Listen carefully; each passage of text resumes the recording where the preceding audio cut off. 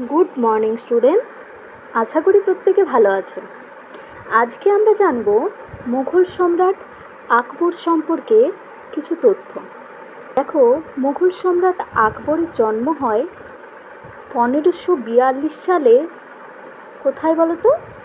অমরকোটের দুর্গে। তার বাবার নাম ছিল, সবাই জানি আমরা, হুমায়ুন, আর তার মায়ের নাম হচ্ছে হামিদা বানু বেগম। ঠিক আছে। তিনি দিল্লির সিংহাসনে বসেন 1556 সালে। তখন তার বয়স কত ছিল?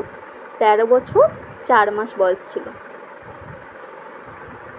পানিপথের দ্বিতীয় যুদ্ধ কত সালে হয়? না, 1556 সালে। কার মধ্যে হয়? বৈরাম খাঁ ও হিমুর মধ্যে। বৈরাম খাঁ ছিল আকবরের অভিভাবক। ঠিক আছে। এরপর হলদিঘাটের যুদ্ধ কত সালে হয়?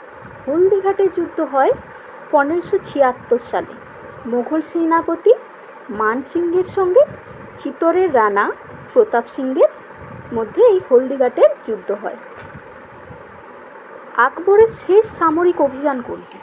আকবরের শেষ সামরিক অভিযান হচ্ছে আসিরগড় দুর্গ অভিযান। তারপর আকবর দেহত্যাগ করেন 1605 সালে। আকবরের সমাধি কোথায় অবস্থিত? আগ্রাতে। আকবরের অর্থমন্ত্রীর নাম কি? আকবরের অর্থমন্ত্রীর নাম হচ্ছে টোডরমল। আকবরের শ্রেষ্ঠ সভায় শ্রেষ্ঠ সঙ্গীত শিল্পী কে ছিলেন? না, তানসেন ছিলেন আকবরের সভায় শ্রেষ্ঠ সঙ্গীত শিল্পী। যদি বলা হয় যে এই তানসেনের আসল নাম কি, তখন কি বলবে বলো তো? রামতনু পাণ্ডে। কি বললাম? রামতনু পাণ্ডে। এবার আছে যে মনসবদারি প্রথা কে প্রচলন করেন? এটা সম্রাট আকবরই প্রচলন করেন।